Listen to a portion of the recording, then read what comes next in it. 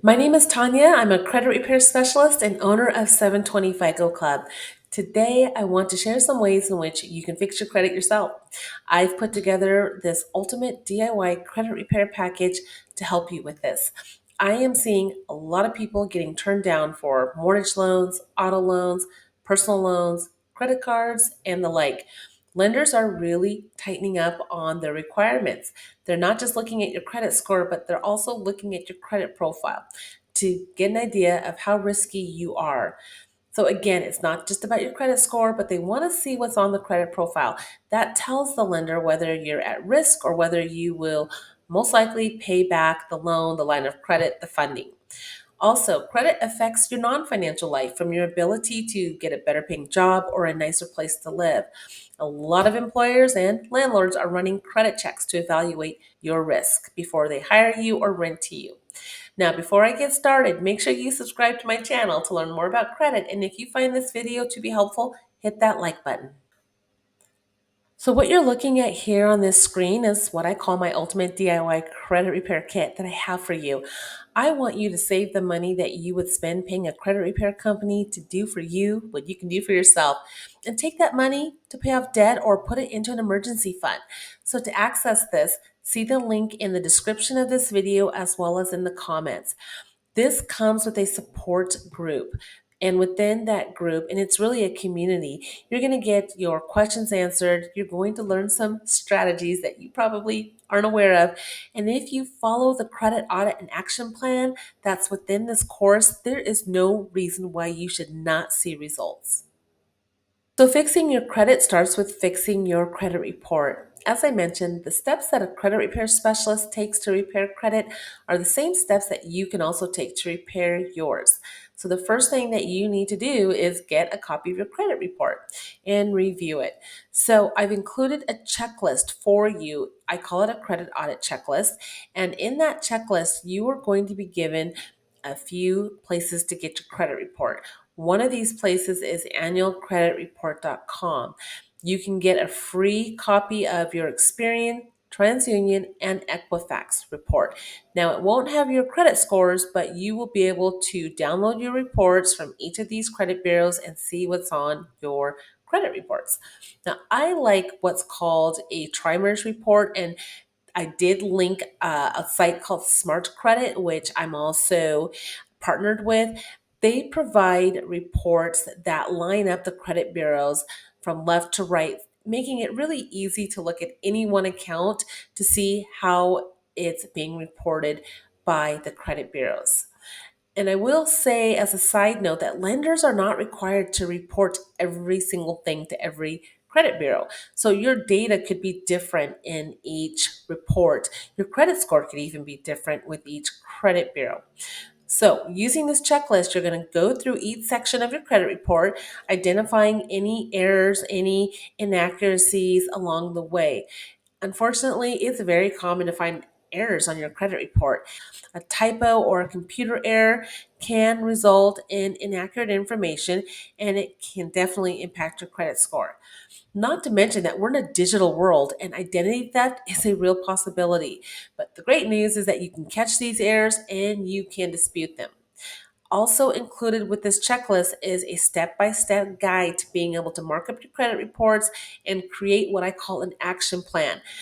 With an action plan, you're going to learn what you want to dispute versus what you probably want to leave alone or put to the side right now.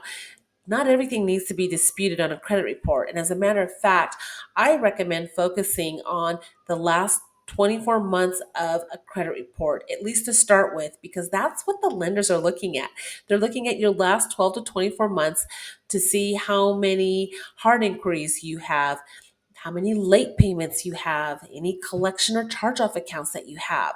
So, this guide's going to help you determine all of this and whether you have a thin credit profile.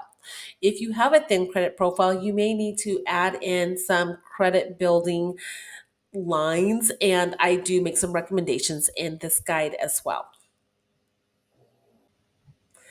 They say that one out of every three credit reports contains some sort of error, and that error could negatively impact not just your credit score, but perhaps even the you know terms and conditions of a loan, a line of credit, or funding that you receive, the APR and the interest rates. Some of the more common errors and inaccuracies, incompleteness that I see include the misspelling of a name, the duplication of accounts, dates of payments being incorrect, different dates of the account being opened and closed. It's reporting three different ways with three different credit bureaus for the same account. There's just so much that goes on a credit report, and it's important to catch these errors, these reporting errors, these incompleteness. And when I say incompleteness, when I see payment histories of credit card accounts, a lot of times I'll see payment dates that are missing, like they're blank. There should be data in those fields, but there's not. That is incomplete data. It's a form of a credit reporting error, so you can actually dispute that as well. So it's your right. You are entitled to a credit report that is 100% accurate and complete. I also recommend that you place a freeze on your credit reports as a part of your credit repair process. And here's why. We're in a day of scammers and identity theft. I'm seeing more people have these accounts, these collection accounts pop up on their credit reports, and they sincerely have no idea what these accounts are because they never opened up these accounts, and now these accounts are impacting their credit. I also see a lot of people disputing what turn out to be, fraudulent accounts that are opened up in their name. You don't have to dispute over and over an account that you know is not yours, that you know you're a victim of identity theft. There is a one round process, and then it goes to a consumer law attorney because it is a FCRA violation if the credit bureaus and if the debt collectors or creditors don't fix this type of problem when you clearly have presented to them key pieces of documentation. You need to file an FTC affidavit online, and you want to get a police report stating that you are a victim of identity theft and including the account or accounts that you are aware of from your credit report that are, a result of your identity being compromised. You also want to have a basic understanding of what these FCRA violations are. I in this course show you 13 of the major FCR errors, the violations that a lot of the consumer law attorneys will help you to pursue if they're on your credit reports. The beauty of being able to, one, spot an FCRA violation, and then two, being connected with a consumer law attorney, in which I can connect you with one, is that becomes leverage against the credit bureaus to, one, permanently get that account, that negative item or negative account deleted from your credit report, and two, possible compensation to you. So the next thing that you want to look at on your credit reports are the credit and debt time clocks.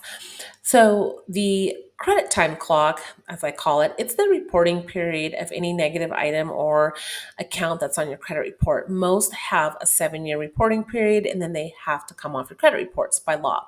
Then you have the debt time clock, which is the statute of limitations. And so there is a certain amount of time that a debt collector can legally come after you and file a lawsuit against you for a collection account. And if they don't do so within that time frame, then the debt expires. They no longer can come after you legally, although they will most likely still try to call you in hopes that they can get you to either make a payment or admit that the debt is yours, and that allows them to restart that statute of limitations.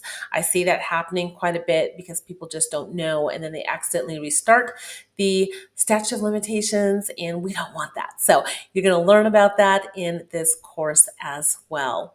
When kickstarting your DIY credit repair disputing process, I recommend cleaning up the personal information section first, as well as any hard inquiries that you're able to get removed. And here's why. With personal information, well, one, you want to look stable to a lender. Having many different addresses reporting on your credit report doesn't quite convey that you stay put. Also, if you are able to get old accounts tied to derogatory items or derogatory accounts removed, sometimes Along with that old address, the derogatory account also comes off. It at least makes it easier to dispute a negative item or account if you are able to get that old address tied to that account removed. Because one of the things that the credit bureaus use to verify your disputes on a negative item or negative account is the address that's tied to those items. So it does take a little bit of work sometimes when trying to get old accounts and old addresses tied to those accounts removed. And I have within my guide some processes for doing that. And it's pretty much step by step, whether you decide to make some phone calls to the credit bureaus or you decide to send some letters via the mail. Also, while you're at it, you might as well try to clean up those hard inquiries. Lenders don't like to see too many inquiries in a 12-month period. I don't recommend any more than 4 in a 12-month period. That's just me. I think you can go up to 6 in a 12-month period, but less is better. So if you see hard inquiries on your credit report that you did not give permissible purpose to be pulled, and I know a lot of times you go to the car dealership, you go through their financing and they pull your credit, and the next thing you know, when you're looking at your credit report, you've got like 5 to 10 different places that pulled your credit report. So again, I just think less is better when it comes to things like hard inquiries and home addresses. So that is the personal info and hard inquiry section. And I say, kickstart your credit repair processes with this. And it just makes it easier when you're trying to dispute the accounts and negative items that are tied to this information. Next, I recommend that you kickstart your DIY disputing processes by cleaning up the personal information section of your credit report and, if you can, the hard inquiry section. So, with personal information, you want to look stable to lenders. So, ideally, you want to have one, maybe two addresses that are reporting on your credit report. You definitely want to have one spelling of your name only. And this is where you may see different variations of your name or just incorrect spellings of your name, or it's not your name at all. So this is where you want to look to see if you might have a mixed merged file or if there's some identity theft issues going on there. But getting this information cleaned up can help in disputing efforts. And here's why. If you have a collection account, a charge off account that is tied to an old address on your credit report, if you were able to get that old address removed, then sometimes the negative account just comes off with it. Other times, that negative account doesn't quite come off, but it makes it easier in the disputing process as you're sending out letters. Because one of the things that the credit bureaus use to verify your identity is the address that you have reporting on your credit reports. Now, this can take some work if you are trying to dispute addresses tied to collection or charge off accounts. Uh, these folks at the credit bureaus don't exactly like to delete those addresses that are tied to negative accounts. And sometimes it's about getting to the right person or being persistent. Because again, at the end of the day, you are entitled to a credit report that reflects 100% accuracy and completeness. And an old address that you no longer live at is not correct, it's not accurate. And I would want an old address removed off of my credit report because I don't want to be a victim of identity theft. I don't want old mail going to that address. I don't want junk mail going to that address that has my information on it because I don't know who's at that address now. So when it comes to negative items and accounts tied to late payments, collections and charge-offs, medical collections, even student loans, evictions, bankruptcies, and more, we are looking at reporting errors. You are entitled to credit report that is reporting 100% accurately. So it's looking at how is any one account reporting against Equifax, TransUnion, and or Experian? Are there differences in the way in which data is reporting for any one account?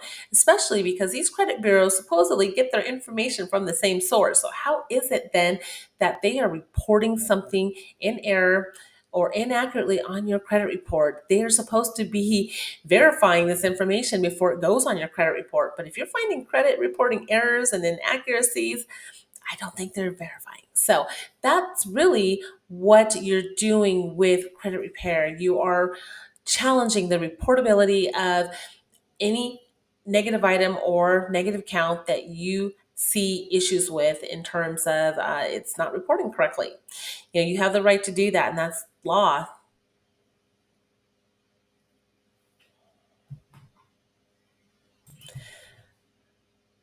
And if you need help with this, again, see the link in comments, see the link in descriptions. I will post this course there.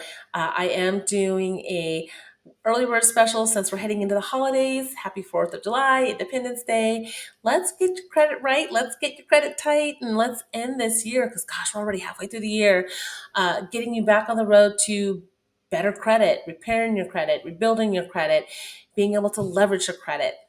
I'll also include in both the description of this video as well as comments some of the links to other videos that I've done where I've gone more in depth into how to dispute a late payment or how to dispute a collection or charge off, cleaning up of personal information, the statute of limitations, the credit and debt time clock reporting periods, things like that. And so if you have any questions, please feel free to post them in the comments below. Check comments and check the description of this video for the Credit Academy, in which I have this ultimate DIY kit for you, and continue to follow me to learn more about credit.